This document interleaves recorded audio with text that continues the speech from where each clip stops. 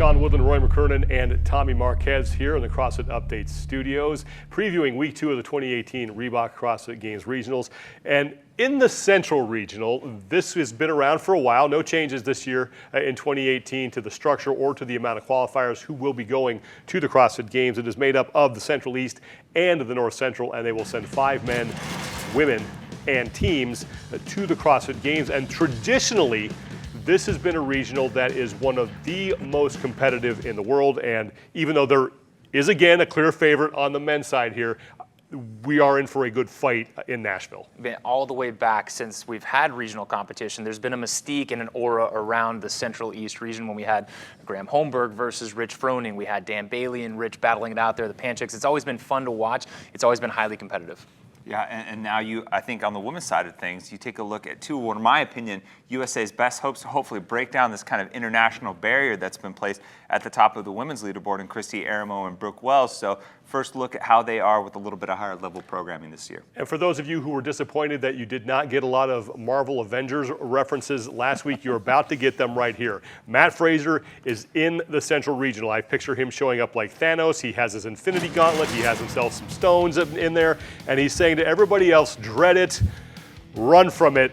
Destiny arrives all the same. And now it's here, or should I say, I am. This is what this guy has done over the past couple of years. Second place in 2015 in the Open. 2016 wins his regional and the games by a record margin. Then 2017 he sweeps everything and beats the margin of victory record that he set at the games in 2016 in Madison, Wisconsin. And now here in 2018, he is already off to a great start. First overall in the Open. So here's the question. Is he just going to go Thanos on this field and just blow everybody away? Absolutely. And I love the Avengers reference, so I'm just going to run with it. You look at all those first place finishes up through the games last year. Those were just him acquiring all the Infinity Stones one after the other. You know what? Last year at the games, in order to get the Soul Stone, he sacrificed his knee. Ooh, good that's one. what it takes. This year in the Open, he got the Time Stone from Doctor Strange. And now this regional is just going to serve as him ripping the Mind Stone out of Vision's head, and he's going to show up to the games just wiping the floor with everybody. What say you, Rory? Yeah, he's really good. for the dad in the room, I feel like I want to see this like Despicable Me 3 as opposed to the Moana reference. I'm gonna want a Moana reference, but yeah, man, these margins of victory: 216 points at the games, won the Open by 342. When I looked at last year's games and I saw him over 1,000 points, like I refreshed because I was like, wait, this isn't right. This isn't right. He's just the man is untouchable. Yeah, don't forget the last 2 years at the games, he's had the thing wrapped up before he even got to the final event. So he is certainly on a roll. But there are still some very talented athletes in the Central Regional. Do not want to sell them short. They are kind of the Avengers here, but the Central Avengers are not operating at full strength. No, because a few of them are in exile because of the Sokovia Accords, otherwise known as not qualifying for regionals or being hurt because you have some talented athletes, Hepner, Carcetti, Easy, Dakota Rager, who are athletes that are capable of at least beating him in maybe one event. Like we talked about before, it's not going to take one athlete. It's going to take a group of talented athletes slipping in between whenever Fraser has a bad event to drive him down the leaderboard, to give whoever's having the best weekend so far a chance, and that's not going to happen. You look at the athletes in this field. Last year at the games, across 13 events and 5 games qualifiers from the Central, they only beat Mat Fraser 4 times.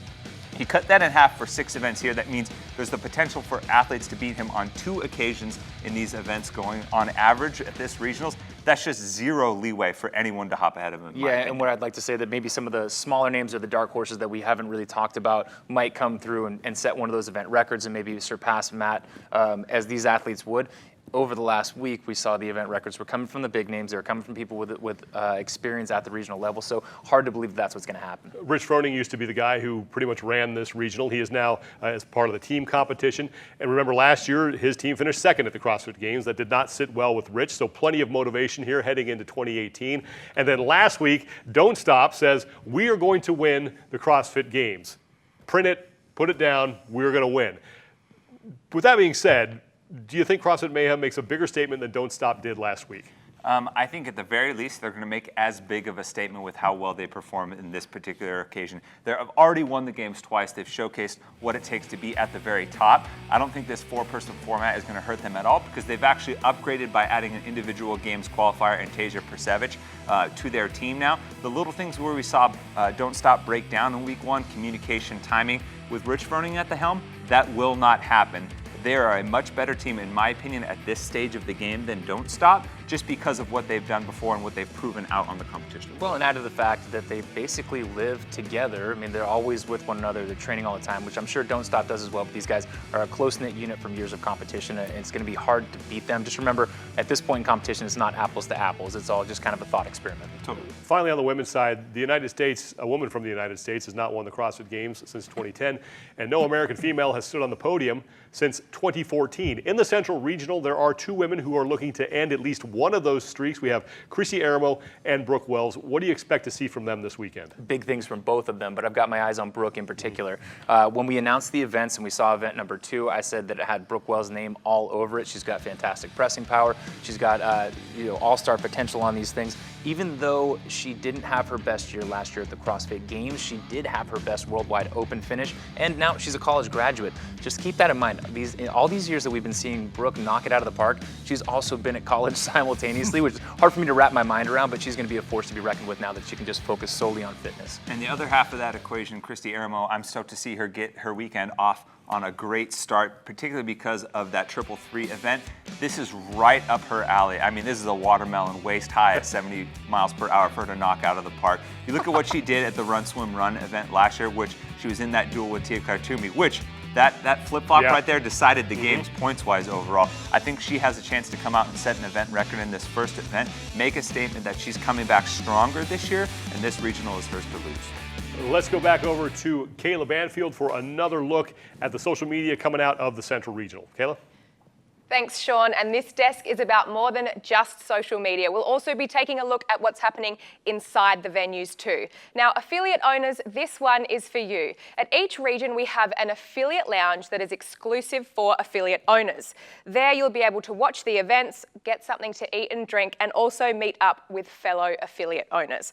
We'll be taking an exclusive look inside these venues later on in the weekend. Now, moving on to social media, athletes from the Central. First up is Colby Thomason, who only 1 week ago welcomed a baby girl into the world. So congratulations, Colby, for that one. The next photo is of his other daughter, and he says, P.S. don't let anyone tell you wall balls aren't functional, using that movement in real life. We finish with a throwback to when it all started in 2015 at his first competition. Our next athlete, is Lucy Baum. Another throwback from 2015 to Lucy's first regionals. She also mentions in 2017 she gave birth, but in 2018 she is back. She also says, this weekend is all about me. The battle was qualifying, competing is the reward. And we finish with a nice little video. She's obviously pairing being a mum and training and doing a very good job of it. That is all from me at the social media desk. Back to you, Sean.